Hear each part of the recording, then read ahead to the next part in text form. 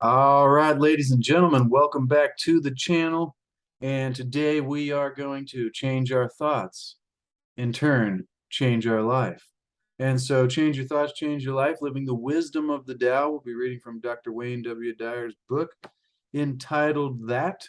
And it really goes through each of the verses of the Tao Te Ching and then expands on that through Wayne Dyer's thoughts and ideas on how we can use this wisdom, this timeless wisdom from Lao-tzu through the Tao Te Ching, and we can use it to increase the quality of our own lives and change our thoughts and change our lives for the better, ladies and gentlemen.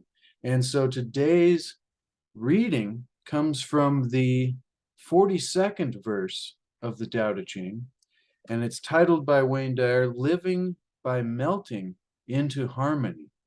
And so isn't that fascinating? It's not just living in harmony or living with harmony or by harmony, but it's living by melting into harmony. And so when I first read that just a moment ago, I thought to myself, it's interesting that he would use the term melting into harmony, because melting makes me think of, not so rigid, not so concrete or definite. It's kind of a letting go and a looseness, letting go into harmony, maybe. But let's dive right into, ladies and gentlemen, the 42nd verse of the Tao Te Ching. And it begins and goes like this. The Tao gave birth to one. One gave birth to two. Two gave birth to three. And three beget the 10,000 things. The 10,000 things carry yin and embrace yang. They achieve harmony by combining these forces. People suffer at the thought of being without parents, without food, or without worth.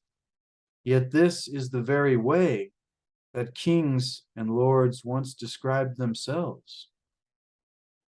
For one gains by losing and loses by gaining. What others taught, I teach. The violent do not die a natural death. This is my fundamental teaching. Wow, a powerful one by Lao-tzu there. And I'm glad he took the time in this verse finally to put a bit more description, even though that goes against the real nature of the Tao, trying to describe, because that's what he's saying here, but putting more description on the 10,000 things compared to the Tao itself. And so the Tao gave birth to the one, not the one like an individual or special person, but gave birth to this separation idea, because the Tao is all things, the way. And then this separation gave birth to two, a further form of separation, which turned into three. And as you can see, it just continues until you end up with the world of the 10,000 things. And so by combining these forces, the oneness and the 10,000 things is where harmony can be achieved. It's fascinating. And so let's dive right into what Wayne Dyer has to say about this 42nd verse of the Tao Te Ching, and how we can use this wisdom to not only change our thoughts, but change our lives for the better, ladies and gentlemen. Living by melting into harmony. The beginning of this verse reiterates what Lao-tzu has been saying throughout the previous 41 sections of the Tao Te Ching, which we've gone over in this series. So if you've missed any of them, or you'd like to recap on any of them, there should be a playlist available. Even at the end of this video, there should be a card that pops up on the screen somewhere for you to dive into the playlist itself. But these previous 41 sections, that is the Tao, so what was being said is the Tao is the hidden force that brings all of the creatures and substances that comprise the 10,000 things into being. And so if the 10,000 things is everything that we've labeled as separate out there, whether it be books or paintings or other people or animals or plants or, anything, the 10,000 things, the Tao is the hidden force that brings all of the everything and comprises it into being. So that's what I'm always getting at, that there is this force. Some people call it God, great spirit, grand organized design, God, or great organizing intelligence is another descriptor there that kind of wraps the concept into an understandable format, because sometimes this gets so lofty it's hard to grasp what's actually being described here. And this force comprises this world of the 10,000 things into being. So the one and the many being one. Once again, we talked about that, the opposite poles of a battery or magnetic field that require both in order to be one and operate correctly. It's a principle that's worth meditating on and contemplating to get a deeper grasp of it, because it translates to all areas of life and allows a much higher quality of life when you can go through your life feeling this sense of connection despite the appearance of separation. It creates more harmony. And so, as well as being the intangible, this force that we think of as oneness or wholeness, all carry and embrace the opposites of yin and yang, or the feminine and masculine principles. This verse reinforces the idea that blending these seemingly opposing forces is the way to achieve harmony. Lao-tzu reminds you of the things that you probably think cause suffering and suggests that being orphaned or going hungry or feeling worthless are high on that list. But then he says that achieving harmony in the terms of the Tao involves gaining by losing. Once again, there's one of those weird paradoxes that you're like, that doesn't make sense. That's the opposite kind of thing. Dyer continues, does he mean that if you lose your home, your mom and your dad, or your belongings, or your sense of self-esteem, that you'll gain all that you need? What? Yeah, like really? What? Exactly. That's why I love these kind of paradoxes, is it makes you stop and actually go, what? Wait a minute. How is that possible? And there's always a way, ladies and gentlemen. Your infinite self, Dyer continues, that originated in and is animated by the Tao, needs nothing to sustain itself. Parents, possessions, and self-worth are only necessary to the existence of your mortal self. Lao-tzu wants you to recognize this difference within the oneness that you are. He teaches you that you gain awareness of your true nature, your Tao nature, he calls it, through the loss of emphasis on the physical conditions of your life. So that doesn't mean you just give up and nothing's ever physical anymore. Like, you still continue to live and exist in this physical world with physical things going on, but you have this awareness, this understanding that there is a greater part to all of this. There is something that you are a part of that is beyond just this physicalness. And so it goes beyond the things that we equate to our lives, such as our self-esteem or our success levels, or how much money we make, or the quality of our relationships. And so remember that your self-worth has nothing to do with how successful you are. That is a thought concept, and that's why we're changing our thoughts. Ladies and gentlemen, you are always worthy. Remember that. You are loved and appreciated just for existing. Your infinite self that originated in needed nothing to sustain itself. So he teaches us that we gain awareness of our Tao nature through the loss of emphasis on the physical things. Well, in other words, we begin to notice this all-powerful, no, I don't know if that's the right way to describe it, this all-encompassing nature, or Tao nature, God nature. It's hard to describe, but we start to transform and transcend our old awareness into a greater way, the Tao being the great way, as it's translated, through giving up our emphasis and focus on the physical conditions of our life and what society has convinced us to believe and think about everything. And so in our oneness, once we get to this new awareness and we're experiencing oneness, despite the view of separation, we're likely to lose the Tao sensibility in proportion to the emphasis we place on worldly desires. Interesting.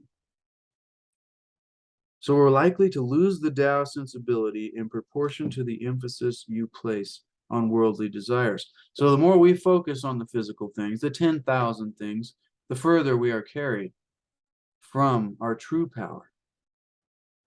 And by power, I don't mean like strength or control, or unless it's in the sense of your own self. If you have strength for yourself and control over yourself and are not worried, and usually when people say power, we're thinking of this great ability to dominate others or some kind of thing like that. And it's like, to me, power is having a perspective that gives you the ability to experience life in the way that you choose. You take your power back by changing your perspective of the way you look at life. Once you change the way you look at things, the things you look at change. Change your thoughts, change your life, ladies and gentlemen. This has been all about that today. I didn't expect it to go that direction, but it's been fantastic. So at the same time, Wayne Dyer continues, Lao-tzu emphasizes that death of the mortal self is influenced by the way we live. You will die as you live is the fundamental teaching for the mortal self, he says. This is the balancing act that's required to truly melt into harmony with the Tao. This is deep. The last several lines of this verse insistently drew my attention when I was researching, writing, and meditating on this 42nd passage, Wayne Dyer saying. He says, I studied many translations of it, and I spent countless hours communing with Lao-tzu, gazing at his likeness, a picture on the wall in his writing space. He discovered that this particular verse was always interpreted with the same kind of dramatic emphasis. All said something similar to the following, quote, I take this to be the father of teachings. Another one said, know this to be the foundation of my teachings. Another one said, this will be the essence of my teaching. Whoever says this is my beloved teacher. And the one I used here, this is my fundamental teaching, which was the last line of the verse. My conclusion is that when you're violent in any way, including in your thoughts, behaviors, pronouncements, and allegiances, see, we don't even have to be violent outwardly in the world to other people. We just have these kind of thoughts and nobody else knows that it's even going on in our head, and it becomes a part of our life. And so if our entire life is each moment that we have, then you want to start to be aware first of the thoughts you have, and then second, noticing the kind of thoughts you have, and third, adjusting and becoming in control of your thoughts, and then your emotions, and then your actions. And so you're choosing, of course, Wayne Dyer says, you'll draw your own conclusions about the significance of this particularly dramatic instruction of the Tao Te Ching. The insistence with which Lao-tzu is teaching presented itself to me. What? The insistence with which this teaching presented itself to me leads me to believe that Lao-tzu wants me to emphasize that its opposite is also true. And that's another great thing I've learned lately. So much of us go around the world looking for black and white, good and bad, opposites, this or that, red or blue, but purple, ladies and gentlemen, and this and that. Two opposing ideas. Remember, that was the great teaching from Wisdom of the Ages. He who can oppose, or who can hold two opposing ideas at the same time has, forget what the rest of it was, but in essence, it's a greater ability to not be stuck to one side. So he's saying here that it's possible that there can be both. It's fascinating. Emphasize that the opposite is also true. That is, now we'll get to what is being described here. A person who embraces the Tao and eschews violence and hatred will live and die naturally. This is in harmony with the perfection of the Tao. And it's funny, I've used the word harmony or nature to describe the Tao other than just God. And I was reminded recently that it's translated to the way or the great way. And so, but this, so Wayne Dyer invites us to change the way that we perceive what keeps us from harmonizing with your source, the Tao, this force. The birthing agent of all is also our ultimate place of return when we leave our body in that moment called death. You must be willing to give up your attachment to all forms of violence in your life if you want to melt into harmony. Here are Lao-tzu's suggestions, written through me, Wayne Dyer says, for embracing this fundamental teaching of the Tao Te Ching. Number one, remember that violence violates the harmony of life and death, the nature, the naturalness. Make a decision to live harmoniously with the Tao by removing all associations that you have with violence. Stop supporting entertainment that promotes any type of it, for instance. Monitor your vocabulary to remind yourself to remove words that direct hatred or killing towards any living creature. Powerful, super powerful right there. Monitor your vocabulary and the vocabulary of your own thoughts to yourself, to remind yourself to remove words that are of any negative capacity or essence. This, talking about hatred and violence or killing, explore avenues for resolving disputes peacefully and get involved with organizations that discourage violence.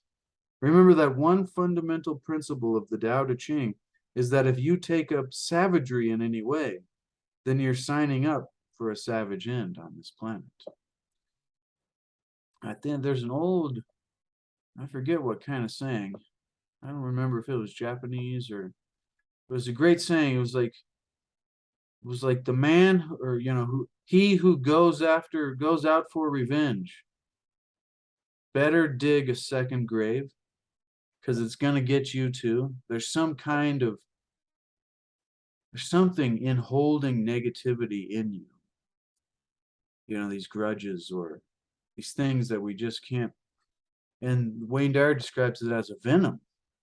It's like if you don't want to die from a snake bite, you get the venom out. You don't let it continue to course through your veins in your body. Just like hatred and anger and thoughts of violence. This is touched on a couple of subjects. The oneness, describing the oneness of the Tao, and moving from anger to harmony. Interesting. All right. So explore the avenues for resolving things peacefully. This includes our mental activity as well as behavior, and that's the most important thing to continue to remind ourselves, is that not only be nice to people, and it has a lot to do with the science of chemistry that happens in the body during certain states, certain emotional states. And so this isn't just so we can have better thoughts, this is actually going to change our physiological state as well as our mental state.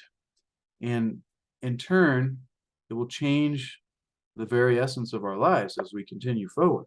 And so this includes mental as well as behavior. So seek kind and forgiving thoughts in place of revenge and hatred.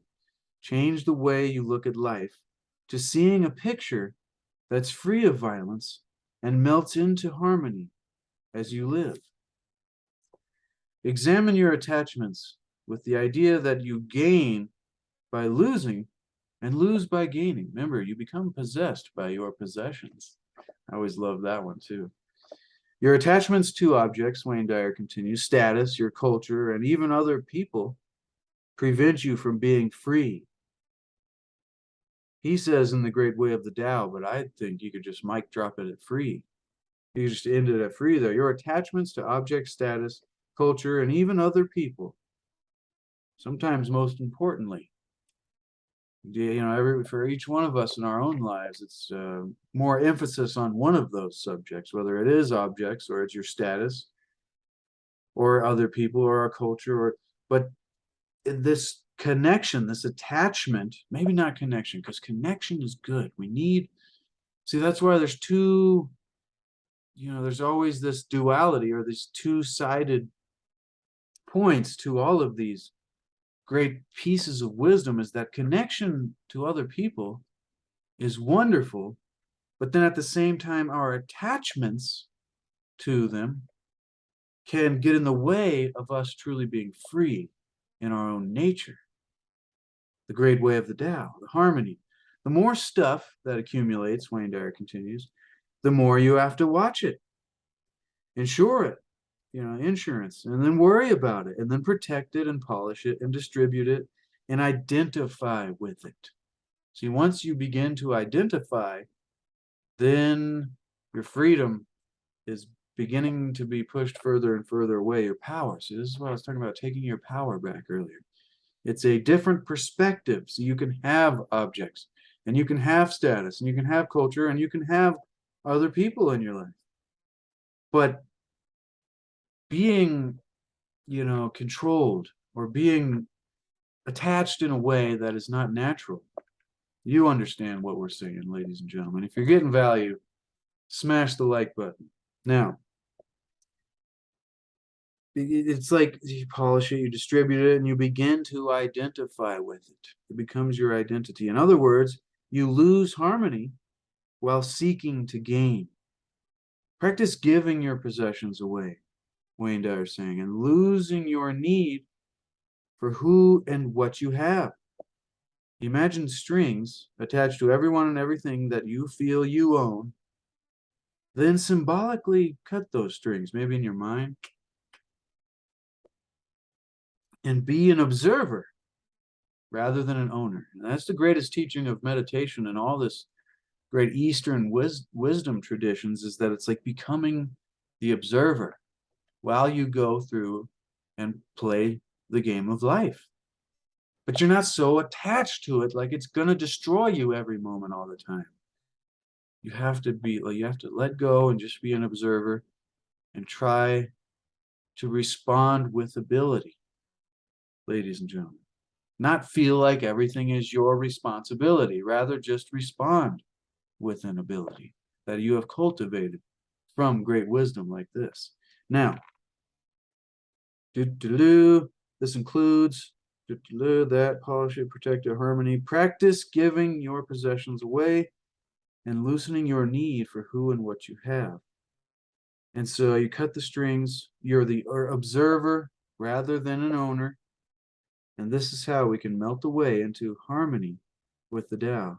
The poet Hafiz, who's our favorite, Hafiz writes or advises, start seeing everything as God, but keep it a secret. That's why I love Hafiz. Every time he drops a line, it's fine. Every time he drops a line, it's fine. It makes me laugh too. That's another reason I love. Start seeing everything as God, because that's kind of intense. But then it's like, but keep it a secret. You don't have to go around telling everybody. Like if you're seeing the flies as God, that's a high level of thought.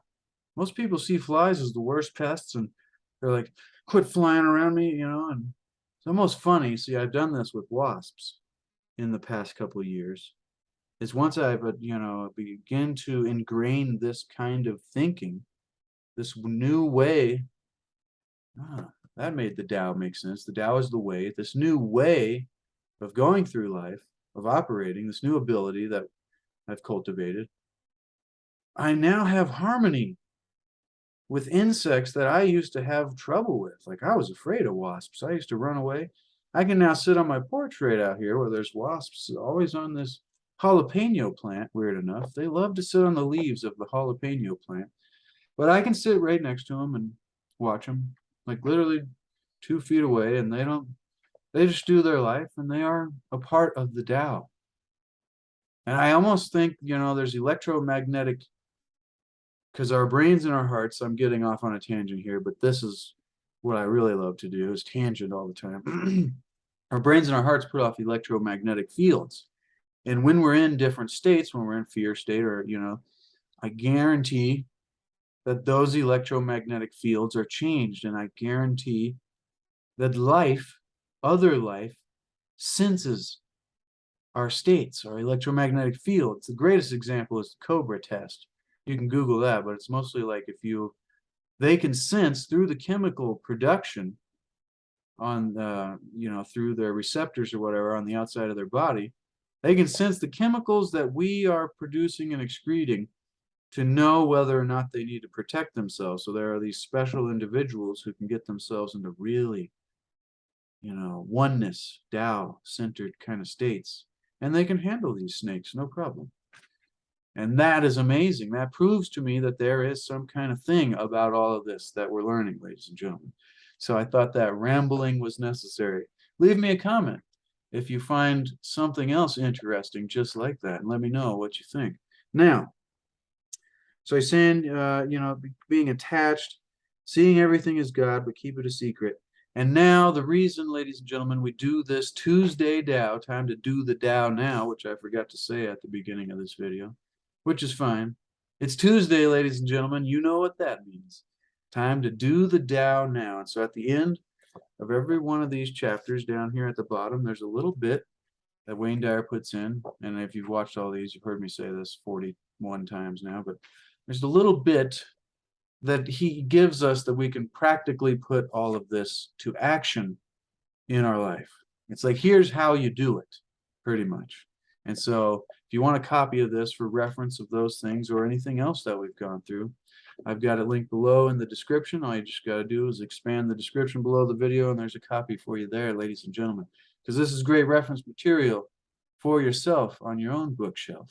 Now, think of one person who may have wronged you at some time, Wayne Dyer says, in your life.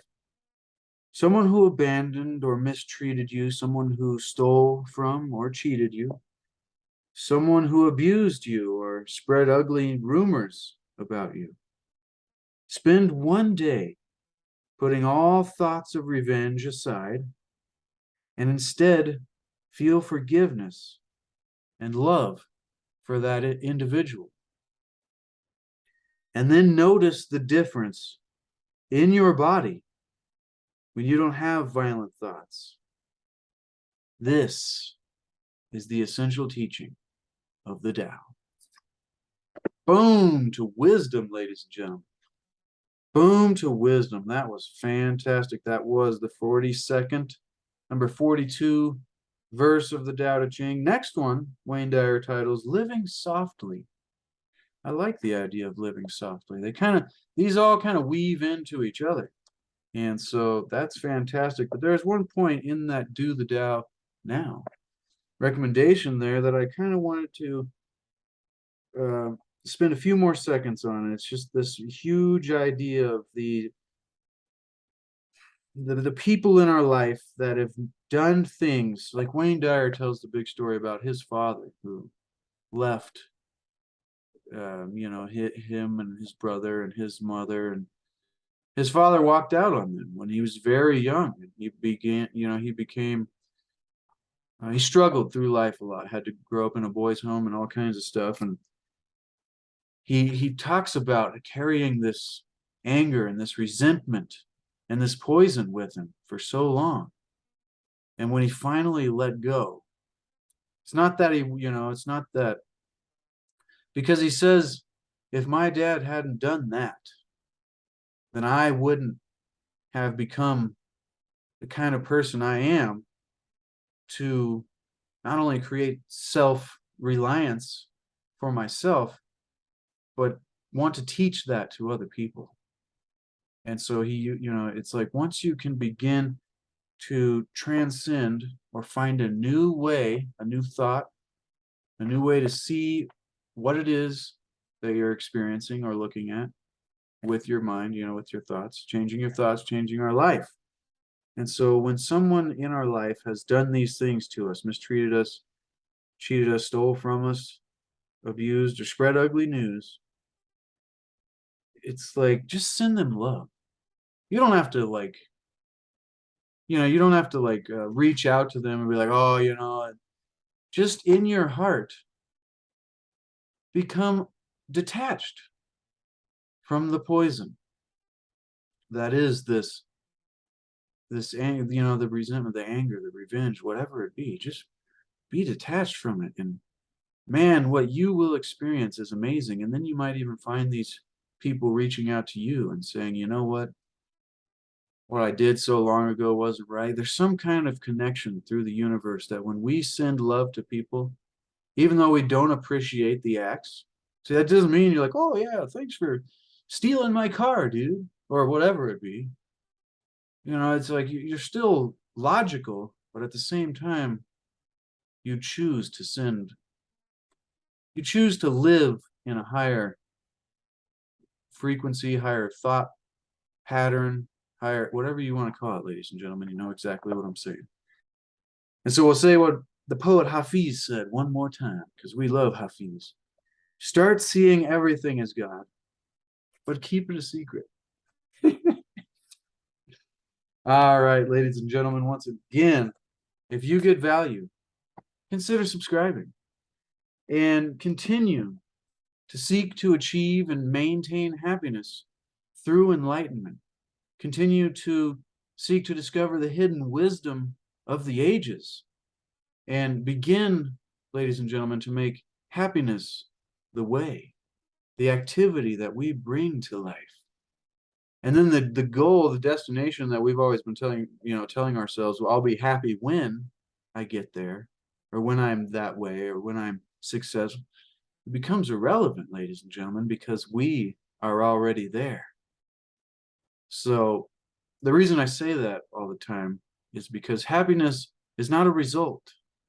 It's a process that we have to get good at, and it takes practice. And so let's continue practicing, ladies and gentlemen. I thank you so much, and I love and appreciate everybody, including those of you who are here for this wonderful video. And it really means a lot to me that you take time out of your life to spend here with me in this wisdom that comes from Dr. Wayne Dyer and Lao-tzu and all the wonderful authors and poets of the wisdom of the ages, ladies and gentlemen. So, expand the description if you'd like a copy of this book or a landscape painting of my own. I got my Etsy shop link below, as well as I think a C60 Purple Power link. That's a beautiful antioxidant product. And so, all right, ladies and gentlemen, tomorrow, as you can see sitting here in the background, we got Wisdom of the Ages, Wednesday Wisdom. And until then, ladies and gentlemen, once again, thank you so much.